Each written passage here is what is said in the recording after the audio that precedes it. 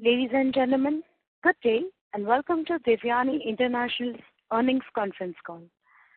As a reminder, all participant lines will be in the listen-only mode, and anyone who wishes to ask a question may enter star and 1 on their touchtone phone.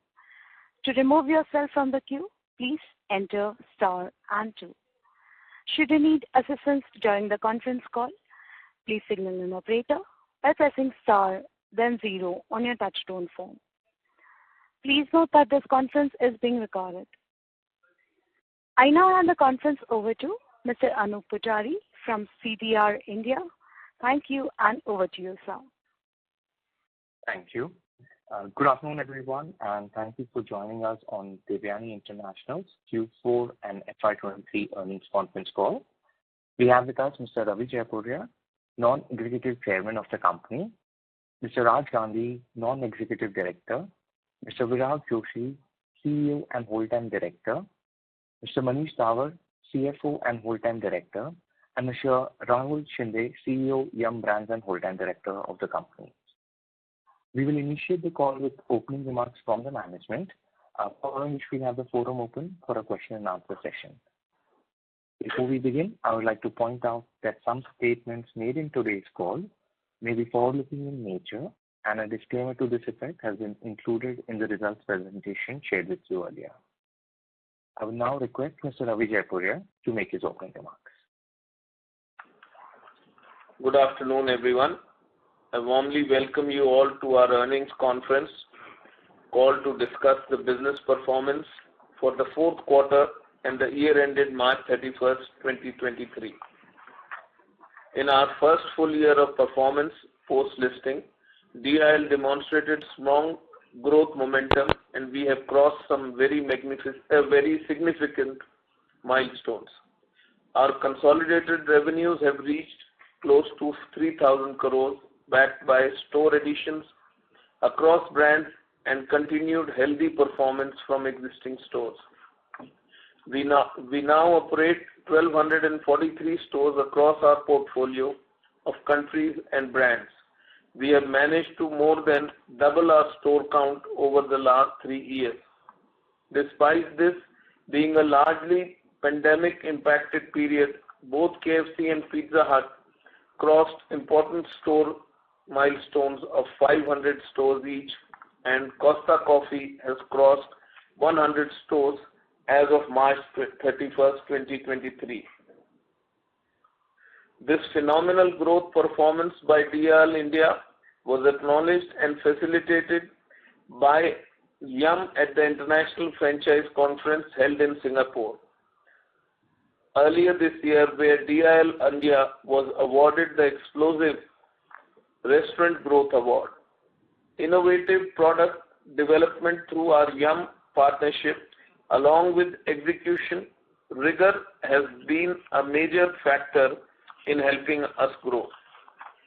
As we continue to expand our footprint across the breadth of the country, we believe our foray into the value offerings should lead to long-term benefits. The launch of KFC lunch and the rolls that provide great value to our esteemed customers have seen a strong initial traction. Premium products like the Pizza and the Peri Peri Chicken at KFC were equally well received. In Pizza Hut, we have seen enthusiastic response to the Fun Flavor range, our value layer. We have also recently launched a refresh of the PH menu consisting of 10 new pizzas and new sides, which is being welcomed by our patrons. High inflation across industries and categories led to a short-term impact on consumer sentiment and demand in the second half of the current financial year. Despite this, our performance has been resilient, and we have continued to invest in the business to ensure long-term growth. I am pleased to share that we opened 305 net new stores across our portfolio in FY23, with 66 of the net new stores getting added in quarter 4 to full year 23 itself. We continue to actively pursue new trade areas in metro cities and upcoming locations. This will help us take our brand closer to our customers and give them better experience, thus solidifying our presence in the domestic markets. Looking ahead, the confidence in our brands and the Indian market remains strong. We are seeing initial signs of inflation stabilizing. This gives us hope that a rebound in consumer spending in second half of the coming fiscal. By maintaining the financial discipline and operational excellence, we are well positioned to emerge stronger and capture growth opportunities in the future. We remain firmly committed to our objective of creating sustainable long-term value for all our stakeholders.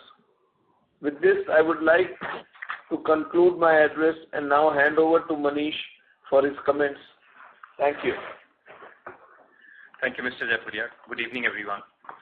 A warm welcome and thanks to all of you for your valuable time for attending our Q4 and FY23 earnings conference call, our 7th such call since the listing of DIL back in August 21.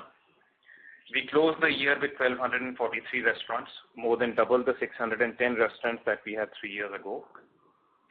In FY23, we opened 305 new stores across our brand portfolio, with 66 of these coming in Q4. With this, globally, we now have 543 stores for KFC, 510 stores for Pizza Hut, and 112 stores for Costa Coffee in our portfolio as at the end of FY23. Our metro and non-metro distribution of stores in India continue to shift in favor of non-metro destinations, with 53% of the core brand stores in India now in non-metro locations. The potential for QSR sector lies in Bharat. While metros currently account for a significant share of consumer spending, we firmly believe that the upcoming towns will be the engine of growth in the coming decade.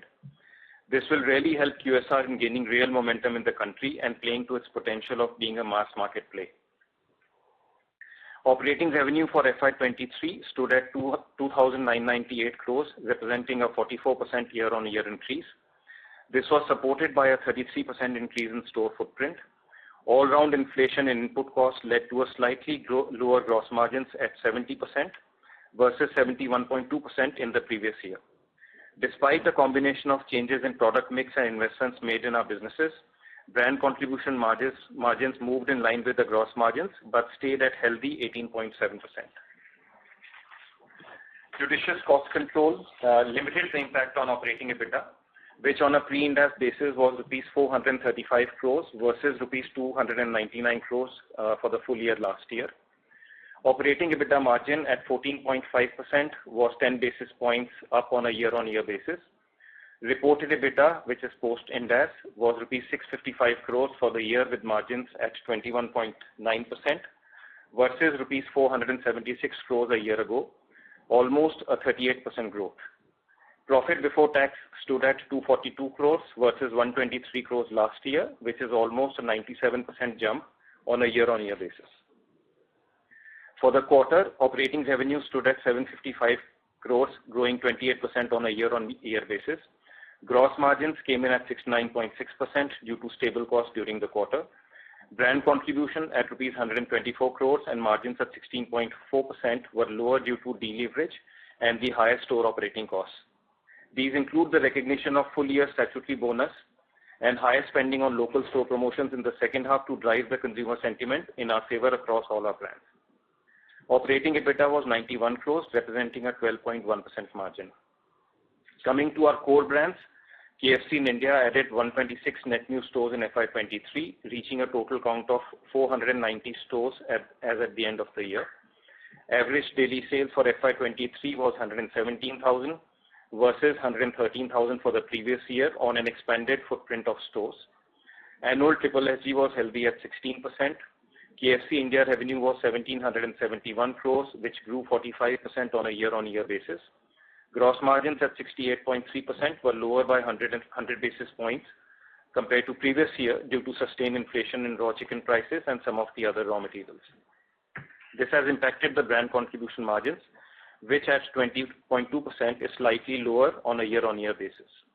On-premise consumption remains steady at 62% during the current year.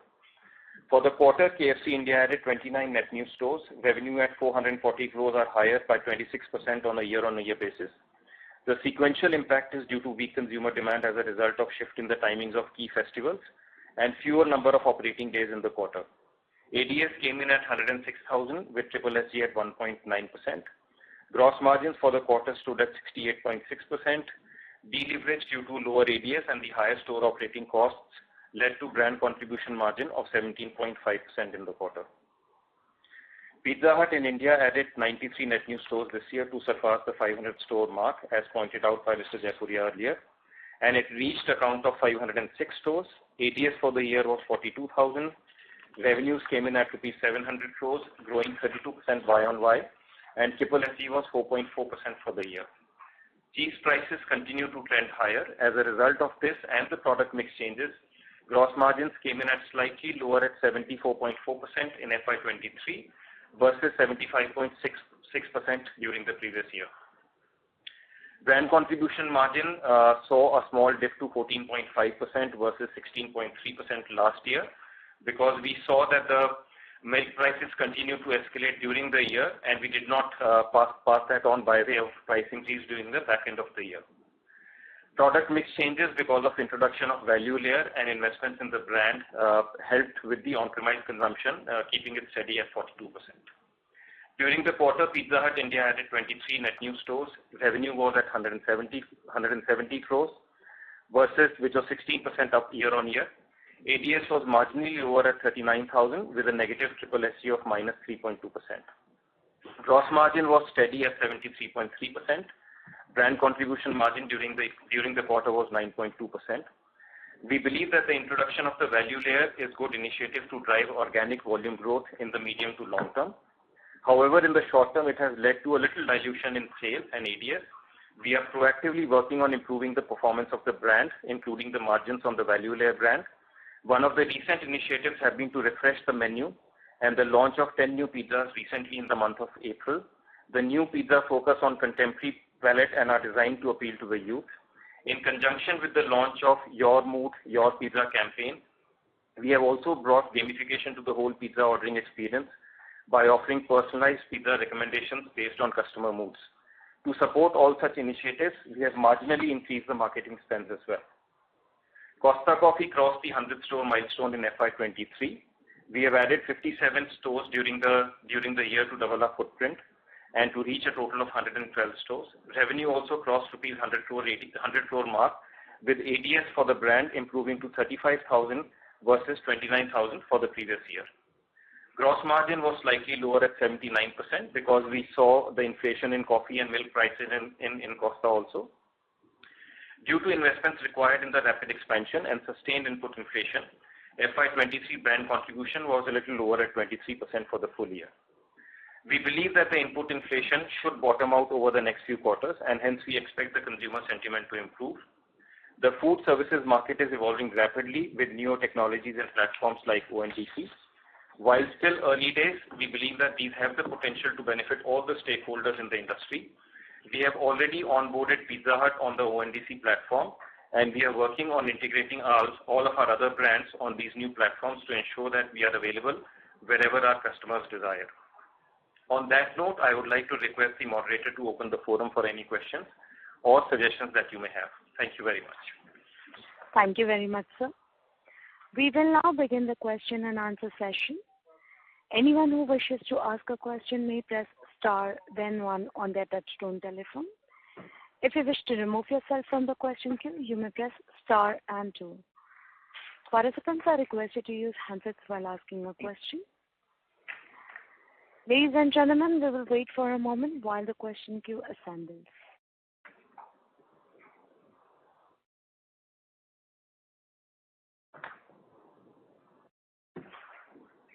We have the first question from the line of Vivek M. from Jefferies. Please go ahead. Hi, good evening, everyone. A few questions. First, Manish, on SSS, what is the outlook as we head into, let's say, first half or first quarter this year? I mean, the exit has been, let's say, -3 to +1%. So what are your thoughts? How are you seeing macro on the ground right now? Vivek, the way we look at it from a triple SG perspective, our medium to long-term outlook on both the main brands has not changed. If you remember, we talked about KFC at being 5 to 6%, and for Pizza Hut we talked about 7 to 8%. So we are not changing any outlook from a medium-term perspective. But as you know, from a quarter-to-quarter perspective, there could be some headwinds, there could be some tailwinds. So therefore, we don't comment on a quarter-on-quarter basis. But otherwise, we are not changing any of the guidance. I understand that, Manish, but given how quarter has trended in the second half, do you think we are closer to the bottom right now, or things you expect can get worse before start improving in the second half? Because the real base gets the lower base starts to impact only from December quarter. Sure, Vivek, we believe that we are towards the bottom end of the cycle, because we've started, if you see, on a macro basis, this sector typically follows consumer staples, and let's say when there was a downside coming, saw the similar trend. We've started seeing some recovery on the consumer staples, and therefore that gives us the confidence that this sector also will follow from a recovery perspective. Second, if you were to look at the input prices, the chicken prices have started to fall. We've seen, and you will see that in the numbers in the next quarter. Oil prices have already kind of tapered off from the peaks they were at. Similarly, if you were to look at the wheat flour prices, they are slightly lower. Even on the packaging material side also, we are seeing that the paper prices have started to kind of come down a little bit. The only piece which remains a concern is therefore the milk prices and the cheese prices. And we've all seen the commentary with it, because there are multiple commentaries in public domain. So we are hoping that also should start to stabilize in about 6 months' time.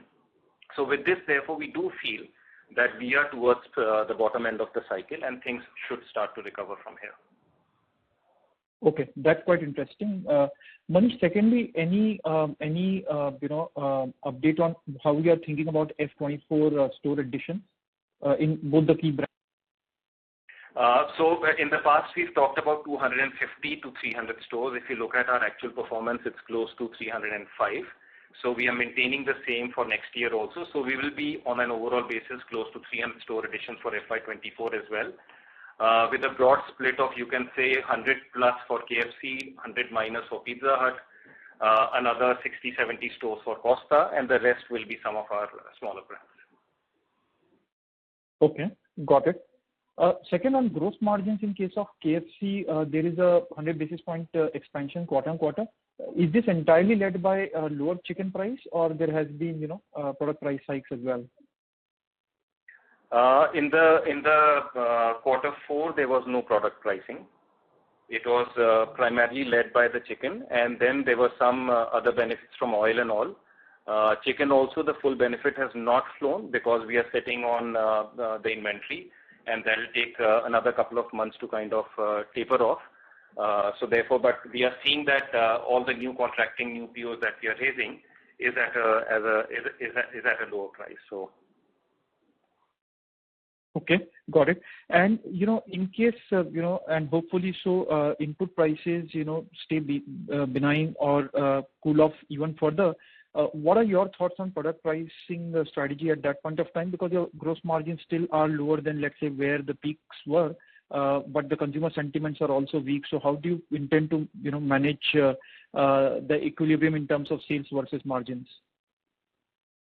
Vivek, see, if you look at the product pricing or the consumer pricing, it is not just related to the input pricing. There are multiple other factors also. So as you know, on KFC, we've taken a slight price increase in the month of April, which is just the last month. And that is to take into account what is the outlook we have for the year. We also kind of need to balance our overall portfolio from a top line and the margins perspective. You would have also noticed that in KFC, we introduced a value layer by way of the rolls and the KFC lunch. So therefore, there are a lot of other inputs also that go into the pricing decisions. So, but just to kind of give you the reassurance, KFC, if you remember, our peak margin performance was 69.5%. We should see that coming back over the next few quarters. Sure. And just to follow up, Manish, isn't it a bit, given how consumer sentiments are, and I understand, I hear you, in terms of probably closing to the bottom now, but do you not think, taking up product prices at this point of time can be a bit counterproductive? So we are cognizant of the category and the brand. So for example, if you were to ask me the same question for Pizza Hut, my answer will be different, because Pizza Hut, despite the fact that the milk and cheese prices continue to go up throughout the year, we did not take a price increase during the back quarters. So therefore, we have taken a hit on the margins. Even now also, we've not taken any pricing on Pizza Hut. So therefore, pizza as a category is a different category. KFC is a different category.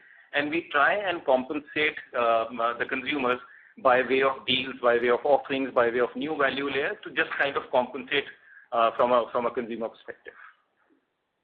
Perfect. And last question, if I may, Manish, you mentioned about ONDC. There's a fair amount of debate going on, everywhere in terms of the promise that ONDC has versus, the incumbents, the discovery part, and so many other aspects. Can you just elaborate a bit on your take on this ONDC phenomena?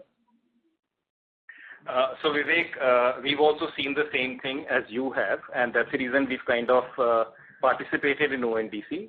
It's yet to gain traction, yet to gain momentum. So we're already there. We are working on KFC to come on ONDC, but that is still under evaluation. Pizza Hut is already there.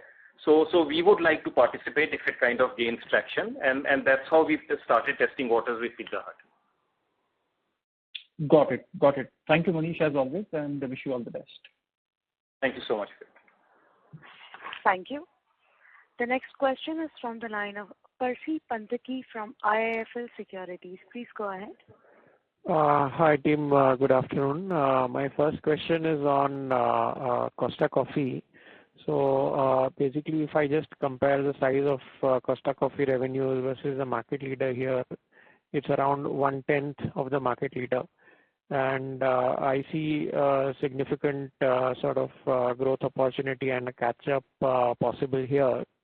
So just wanted to understand, like Starbucks has reached this journey of 1,000 crore plus over the last decade. What are your ambitions and what are your thoughts on Costa as a brand and cafes as a format? And looking slightly medium term, what kind of growth aspirations and what kind of sort of turnover aspirations do you have from this category? Percy, it's a great category because coffee is a very, very aspirational category from a youth perspective. And that's the reason, if you see, while kind of Costa was, we really kind of activated the brand post-IPO because there were some concerns with respect to our agreement after Coke acquisition of Costa. And post that, we've really kind of expanded the brand. So versus last year, if you look at, we've more than doubled the store count. So we were at a 55 store count last year. We are close to 112. Our revenues have grown up by almost 140, 150%. So therefore, we are absolutely there. We are expanding the brand. The consumer feedback for our coffee is very positive. They believe that the Costa coffee taste is excellent. The flavor and the aroma is above par. So all of those things are positive. We are positive on the brand, but this will not be a mass play like a KFC or a Pizza Hut, because coffee as a phenomenon is right now majorly in metros and the tier 1 cities. So we are focused. We want to expand. We want to play in that category which is growing. And I've already indicated in my previous response that we are looking at about 60 to 70 store additions for Costa for the next year, and that will also grow as we see the response to the brand. And any kind of light you would like to throw in terms of that 1,000 crore kind of benchmark? How many years do you think you can take to go to that level? No, I would not like to risk that. So, sorry. Okay, sure. Next question on KFC. Although Vivek has asked this, I'll still sort of go a little bit deeper into this. you've taken close to 3.5-4% pricing on KFC in April. That's what Sapphire said, and I'm assuming that it's a pan-India phenomenon. Yeah, about 3%. Right. And basically, this is on the back of close to 10% kind of pricing taken about 12 to 15 months ago.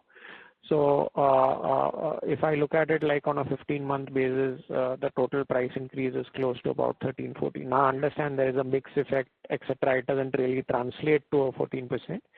But what we've seen in categories like pizza, and not just recently, but even like Jubilant has been listed for 10 years, so we have long data history, etc. Whenever we've seen high price increases in QSR categories, we have seen that the price elasticity of demand actually goes greater than -1. So what I mean to say is that if you're taking a 3% price increase, the number of transactions or volumes might fall by more than 3%. This doesn't always happen, but it happens after a certain inflection point. So how do you judge this, and how do you are you sort of pushing the envelope a little bit? I think it's a risky move, especially because the key ingredient, which is chicken, is now going into a YOY deflation kind of a scenario. So in this kind of a scenario, was this really warranted? Are you trying to sort of balance overall company margins because Pizza Hut is not making that, so why not sort of earn a little more in KFC? What is the thought process behind this price increase? Sure, Pratik. So that is not the objective. We don't want to kind of balance the company margins through KFC. We are absolutely cognizant and careful on every and each brand of ours, and we want to kind of make sure that we nurture all these brands in that, because as you know, we've kind of elaborated this in the past, that at a brand level we have separate CEOs, there are separate teams, and they don't allow us to kind of take those kind of leverages. So therefore that is not the case.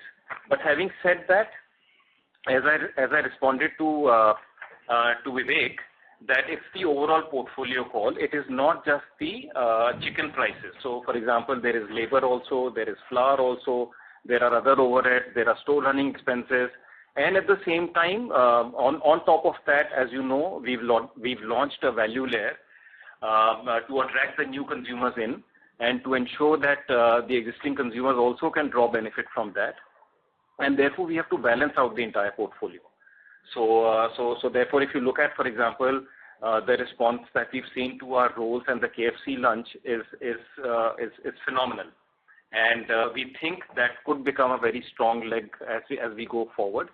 And at the same time, we also, because we have much more granular data available, we think the earlier price increase has got absorbed, and if you see this recent price increase in April, we've taken after a gap of 12 months.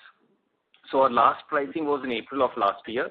Then throughout the year, there was no pricing for KFC.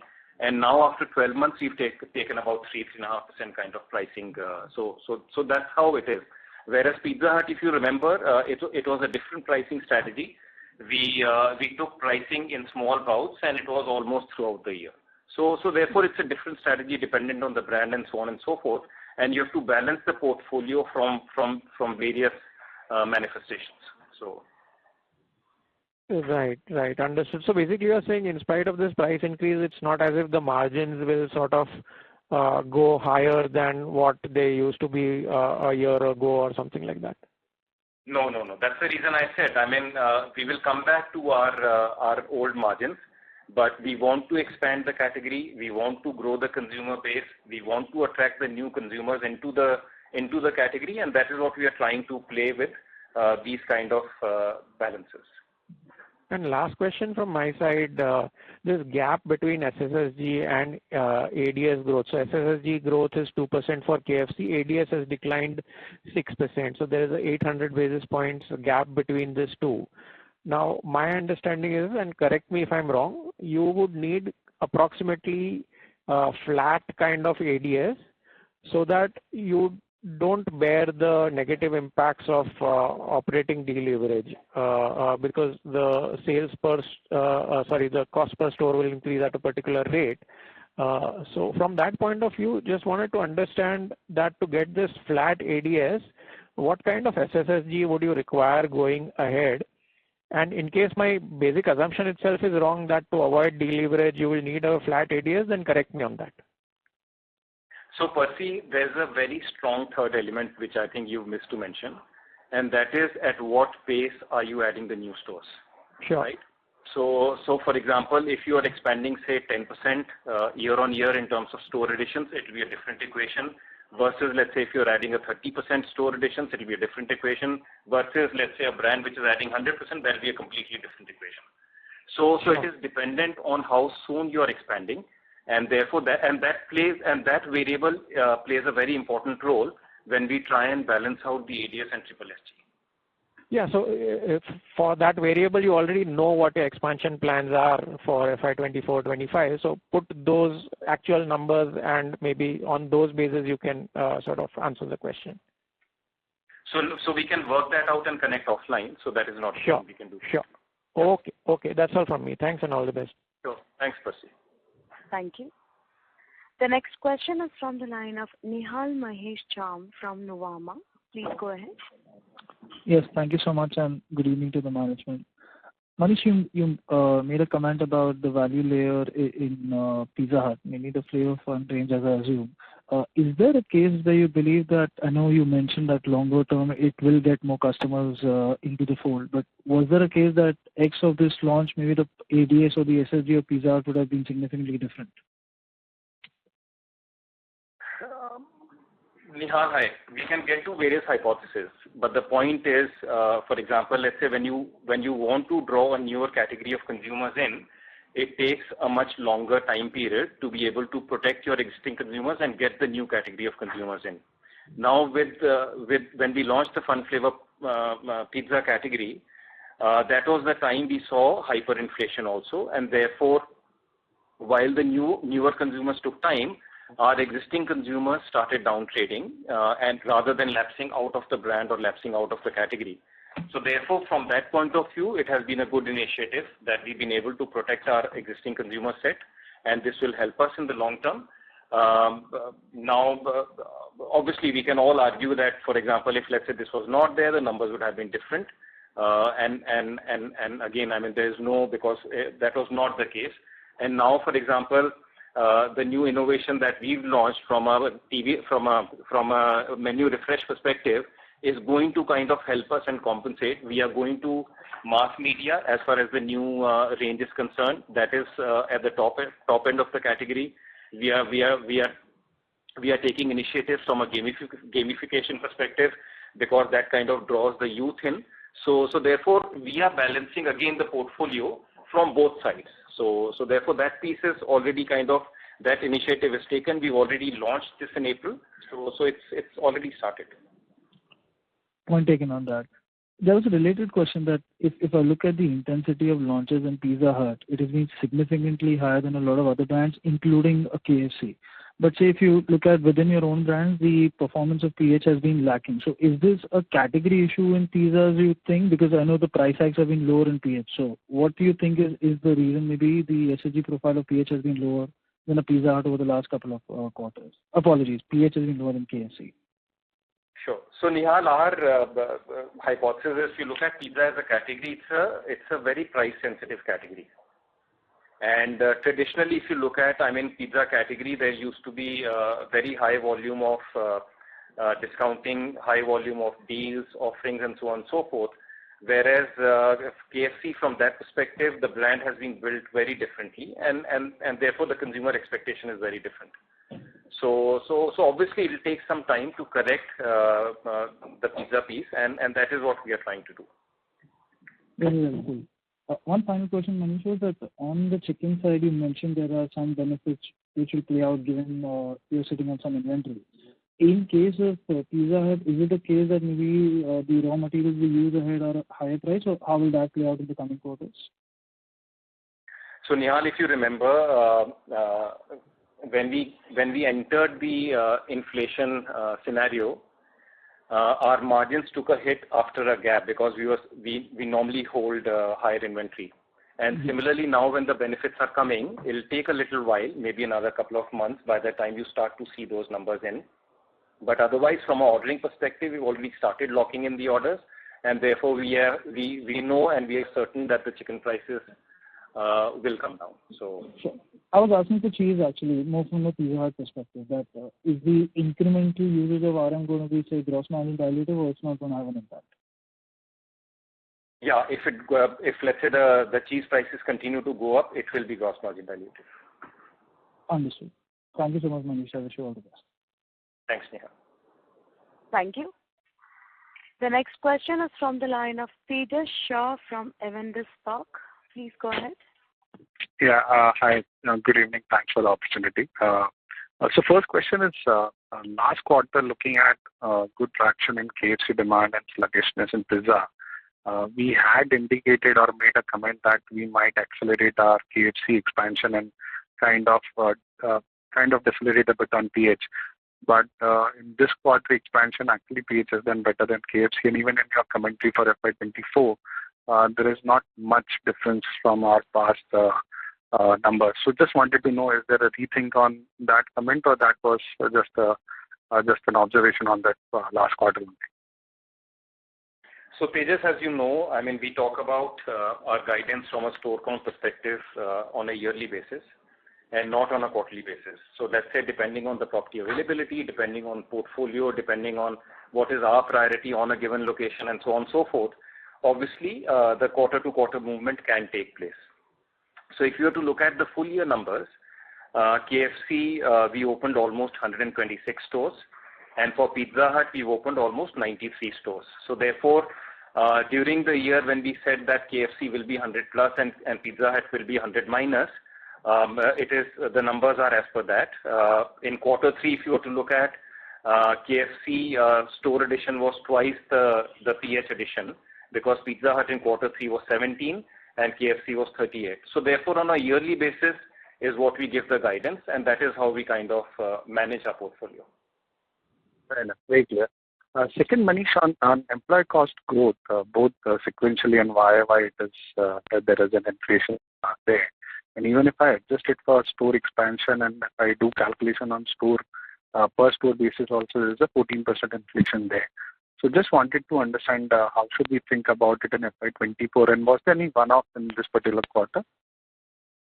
Yeah, there is a one-off. As I said earlier in my opening remarks, we provided for a statutory bonus in quarter 4 for the full year, which is, as you know, under the Payment of Bonus Act, you are supposed to calculate the allocable surplus. And that calculation is done on a yearly basis once your audits and all the numbers are finalized. So that is a one-time impact which is there. And going forward, we will be providing at that number. So therefore, that is the reason why quarter 4 employee cost also looks elevated. Sure. So on annual basis, it's not a one-off, on quarterly it might. Yeah. Okay. And last one, on this fully owned subsidiary, Devyani International in Dubai. I just wanted to know what's the vision that we have with this, and what are we planning to do in the overseas market with this, or is just the consolidation of overseas investments for us? Yeah, so that is what we are planning to do. And plus, let's say if we were to kind of expand overseas in future, we've enabled as a company to be able to kind of have that subsidiary. So otherwise, there is nothing concrete as of now, but if there is something, we will come back to you guys. Thanks, Manish, and all the best. Thanks, Tejas. Thank you. The next question is from the line of Ashish Kanodia from Citigroup. Please go ahead. Hi, Manish. The first question is on Pizza Hut, right? If I look at the brand contribution margin on a YOY basis, it has, almost halved, and, the gross margin has not gone down that drastically. Even SSG is down 3%. So, apart from just the impact of negative operating leverage because of negative SSG, is there any other reason why the brand contribution has declined so steeply? So Ashish, as you know, there are multiple factors playing out. There are multiple factors which are playing out there. As I said, during the current quarter, we provided for the statutory bonus. and that has kind of gone and impacted all of our brands. It's KFC, Pizza Hut, Costa. It's company-wide. Second, if you see over a period of time, towards the back end of the year, we've not been able to take a price increase on pizza, and that was a conscious decision, despite the milk prices and the cheese prices going up, which kind of impacted the gross margins a little bit. And the period that you are referring to, in that period, the gross margins have also got impacted. So that is the other. Third, there is some bit of deleverage coming in because of the ADS, because we are expanding the portfolio. For the new stores, it takes some time to mature. So that is the other piece which kind of goes and impacts. So therefore, there are multiple things at play. And then we also talked about the fun flavor pizza that we launched, which kind of impacted the pricing piece. So therefore, there are things which are kind of there, and we think these initiatives are good from a long-term perspective, and we've taken immediate steps to kind of correct that also. So as you know, I've talked about this menu refresh. We've talked about gamification in the ordering of the pizza. So all of those initiatives have been taken so that we are able to kind of come back. Sure. And then, I think in your opening remarks, you also talked about, increased marketing spends. Now, if I look at both Pizza Hut and KFC, there's a new product launches. So, I understand maybe in the long run it will not have significant impact, but maybe from next 2-quarter perspective, right? Do you see, while on gross margins you are taking some initiative, but purely because of marketing spends, there could be some impact on the brand contribution margin purely because of higher marketing spends? It's a marginal uptake on the marketing side. And obviously, the marketing guys and the brand CEOs take that call, given what the launch is, what is the priority, and so on and so forth. So therefore, it's kind of balancing depending on if, let's say, there are some major new initiatives in a quarter, we go and support it. And Yum also helps us there. So eventually, it will kind of come back and settle at the normal levels.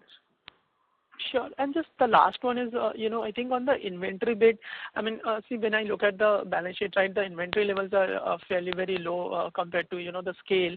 So when you say, carrying high cost inventory, does that mean it's basically the contract which you already have, right? So there's a particular contract for the next 2 months, 3 months, and that is why you still have high cost inventory? Yeah, it's a combination of some bit of forward cover, some bit of physical inventory that we hold, because as you know, we are present across the country, and we have our own warehouses, we have our own stores, so we cannot risk the stocks running out. So therefore, that inventory has to flush out by the time the new prices start to impact. And the same thing holds true when we were entering into the inflation scenario. Our gross margins kind of got affected towards the end of the category. So. Sure. And just on the overall demand, I mean, I hear your thoughts that, maybe, we are reaching the bottom, and I'm not looking here specifically for numbers, but just, some commentary in terms of how the last 45 days demand trend has been versus, just adjusting for the seasonality, right? 1Q versus 2Q, if you adjust for the seasonality, and if you look at that, the last 45 days, do you see the sentiments kind of improving? Look, we've seen some sentiments improving, but again, there are multiple other factors also. So as you know, there is IPL going on, there is summer holiday season also. So again, there were some festivals also in between, like over the weekend there was Mother's Day and all of that. So therefore, I mean, but otherwise we are seeing improvement in the last 45 days. Sure, Manish. Thank you so much. Thank you. The next question is from the line of Jay Doshi from Kotak. Please go ahead. Yeah, hi, and thanks for the opportunity. Just a follow-up on the previous answer and your comment on, that demand has bottomed out. Look, usually we see a 8 to 10% increase, sequential increase in ADS for most QSR brands in June quarter versus March. That's the usual seasonality. If you sort of, are you suggesting by your comment of bottoming out that you are seeing a similar seasonal uptick this year as you normally see every year? Or is the seasonal uptick still lower than the usual seasonality? So Jay, what you are saying is right, and that those trends used to hold very strongly pre-COVID. During COVID, we saw major disruption in terms of these trends, and obviously we've seen some shift in quarters, depending on whether restrictions were there, whether people from home, they are going to office, and so on and so forth. So we'll have to kind of wait and watch for another few quarters so that we are able to comment that whatever was happening in the past is kind of coming back. So when we say that we think probably the demand is bottoming out, the inflation seems to be bottoming out, that is more from the input prices that we are seeing, and therefore it is not just in our category, that is across various categories and various industries. With that, the disposable income for the consumer grows, and therefore that should kind of come back into the consumption category. So that is the whole analogy when we say that it thinks that the downturn is or seems to be bottoming out. That's very clear. Thank you. Second question is, if you were to add back those or if you were to provision for bonus across the 4 quarters, then what would have been your KFC brand contribution margin in this quarter? Just trying to understand this 17.5% print has bonus associated with them pertaining to the entire year. When I look at your overall numbers, your employee cost is up 200 basis point YOY. So just want to understand what will be the underlying margin. So there is almost a 1% impact because of this. So therefore, and that has kind of not just impacted the KFC, it's impacted the other brands as well. So understood. So just a quick follow-up there. So when I look at KFC, gross margin is down 70 bits YOY. EBITDA margin, brand EBITDA margin is down 430 bits YOY. So 360 bits YOY decline. Of that, 100 bits is attributable to this one-time bonus provisioning. The remaining 250-260 bits is attributable to operating deleverage. Is that the right understanding, or is there any one-off? Was there any one-off in the base quarter as well? So as I said, we kind of took some initiatives on the local marketing. So that is also kind of going and impacting the brand contribution margins. There is deleverage which is there on KFC and Pizza Hut both. So it's a combination of multiple factors. Understood. Thank you so much, and wish you the very best for FY24. Thanks, Jay. Thank you. The next question is from the line of Avi Mehta from Macquarie. Please go ahead. Hi, Manish and team. Thanks a lot. First, I wanted to kind of just appreciate the competitive intensity. If you could give us some update on how it's happening in KFC and in pizza category. Is that increase? Is it similar? And broadly on that. Thank you. I would say it is more or less at the same level, and let me just kind of give you a little bit of. So if you were to look at, let me talk about the KFC first. You know that Popeyes got launched last year, so they are expanding. We believe the competition will expand, the chicken consumption will help grow the category, will help the brand. So therefore, it's a good thing. On pizza, we've seen there's a lot of local competition which has started to come up post the COVID, because during COVID time, there were a lot of small scale players who did not renew their licenses, or they shut the shops because of financial difficulties and all. And now things getting normalized. There are a lot of smaller, either let's say within the city there are some brands available. The local competition is there. The local brands are there. So some of that is coming back, and therefore that is where the competition intensity is going. But let's say if you were to ask me, on a national level, any other very strong brand which is kind of emerging, we've not seen that yet. But otherwise, it's kind of, we believe that if the competition intensity is there, it's good for the brands because there's much more noise in the market. People tend to kind of consume more. So therefore, it's a good thing. So. Okay. No, where I was coming from, Manish, was essentially on the marketing intensity or cost intensity and pricing-based competition as well, if there's any change. Or is because we have clearly kind of upped the ante on marketing. Does that essentially mean our share of voice has gone up? Is that how I should read it, or that is what I was trying to parse? Yeah, because for example, let's say right now, given where the consumer sentiment is, given the inflation scenario, so it is more to kind of protect the environment and to come back, so rather than becoming too aggressive. So. Okay. And second, I just wanted to kind of pick up on the last question. I'm sorry I missed that. You said it's bottomed out, the seasonality. If you could just re-explain that. I'm sorry, I didn't quite get that part. That's all from my side. So the question was, do you think the consumer sentiment or a demand or let's say this inflation has bottomed out? Correct. So that is where the whole piece was, and therefore I was trying to link that end of the day, it's the inflation which kind of impacted the entire demand in the first place, and that is the starting point where we are seeing the signs that the inflation is bottoming out, and therefore we think that there would be revival in the consumer demand as well. Got it. Okay, that's all from my side. Thank you very much.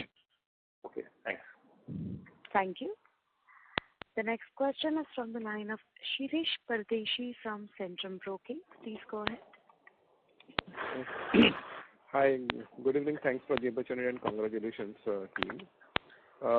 Just two questions. If I draw the attention on slide 16, where ADS has declined from a peak of 127 to 106, and you partially mentioned that it is the function of SSG.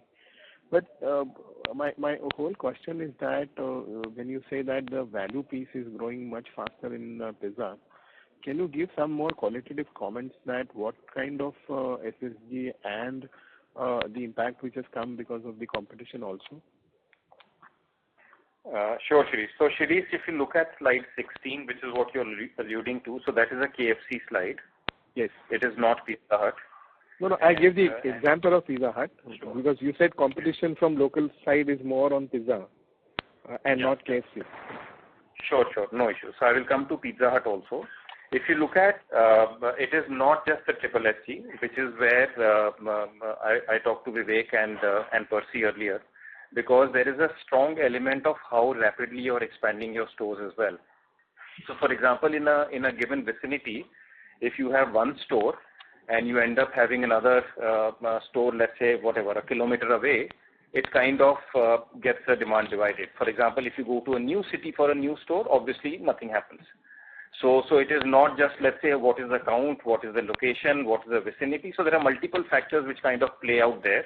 And ADS is a combination of how many new stores are opening, what is the location of the new store, how is your triple SG doing. So all of that kind of then eventually gets reflected in the average numbers. I got that, Manish. The explanation is helpful. But if I say that if you have a store which is open for, like, say, 3 years before, and if I look at the SSG, would that be a significant number which will be higher on SSG and even ADs? So we don't bifurcate the stores and disclose those numbers. We disclose it on one set of population. And the definition of triple SG is that whatever stores where we are measuring this, out of that set of stores, whatever stores are present in the comparable period last year. And similar comments on pizza? So therefore, that could also include some of the stores which got opened very recently in that period. That would also include some of the stores which are very old in that period. So therefore, the maturity curve, even though it is 1 year prior number, would be very, very different. Okay. On the new offering, like 10 new pizzas which has been launched by Yum, and also the 99 rupees chicken roll, over last 45-50 days, what is the response? I mean, is it that consumers are going to get down trading, and that's one of the things which we are trying, like fun flavor pizza, what we tried during the COVID time? So if you see the new pizzas that we've talked about, it's a refresh. That's not in the fun flavor range. That is on the premium pizzas that we have. It's only got launched towards back end of April, so it's too early to give any read. But we thought that so therefore, number one, in the quarter 4 results, it has no impact, and second, we wanted to kind of keep all of you updated on the new initiatives we are taking. So that's the reason we've talked about it. As far as the KFC lunch and the rolls are concerned, we first experimented with that in Bangalore and Gurgaon. We got the response, and then we expanded nationally. and that also the full quarter read is still not there because this happened in phases. So, okay. But otherwise, whatever numbers we are seeing on KFC lunch and the rolls, the response is excellent. Okay. Just a quick word on the international business, Nigeria and Nepal, because not much discussion has happened so far. So that's a small business, as you know. So if you look at Nepal, we have KFC stores, we have 4 of Pizza Hut stores, so it's about 22 store count. We have 37 KFC stores in Nigeria. We are not making any fresh investment in Nigeria, as we've stated in the past, because of currency issues. So whatever profits we generate locally, we kind of invest that back into the business.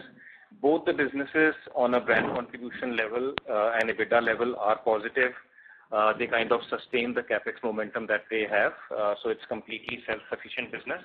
And the whole objective is that continue to kind of grow the business out of whatever they are generating, and then over a period of time, we will build a business out of that. Any comments on the own brand beyond KFC, Pizza Hut, and Costa? Wango is doing well. We've crossed a store count of 50, but again, since these numbers are very small in the overall context, that's the reason we don't talk about it. But otherwise, we can talk about Wango in detail. We can talk about Nepal, Nigeria, Food Street. But overall, all of these businesses put together would be single digit of the total business. So. Okay. I agree, but when you're doing the annual number, at least one slide could have helped us how we should look at, because you've given a lot of commentary on KFC and how the growth is going to pan out over 25. So that's why I was looking some qualitative comments, how growth we should be building in these numbers. So we can look at it going forward. And your suggestion is valid that at least on a full year basis, yes, we can do that. So it's a very, very valid suggestion. Just last question on slide 34, where I look at the other income has moved from 161 million last year to 326. What is the nature and what is it that happened that it has grown 2x? And what should we be looking going forward? Sorry, can you just repeat the question? The other income has moved from 16 crore last year to 33 crore this year. So what is the nature and how this growth has happened? Is primarily because of the store expansion fees what we are drawing from Yum, or is something more sitting in it? No, there's nothing that. If you see, there is this Ind AS adjustment which we are supposed to do, and there is some element of Ind AS adjustment which kind of goes and sits in this category as well. So that is the main reason. Okay. All right. Thank you, Manish. Thanks for your time. Thanks so much. Thank you. Ladies and gentlemen, that was the last question for today. I would now like to hand the conference over to the management for closing comments. Over to you, sir. Thank you very much. Thank you, Mr. Chairman. Thank you, colleagues, and thanks to all the investors, analysts, whoever participated in this call. I do hope that we have managed to respond to all your questions satisfactorily. Should you need any further clarification or would like to know more about our company, please feel free to contact our investor relations team. Thank you once again for your time today to join us on this call and participate in our growth journey. Thanks. Thank you, sir. On behalf of Devyani International Limited, that concludes this conference. Thank you for joining us, and you may now disconnect your lines. Thank you.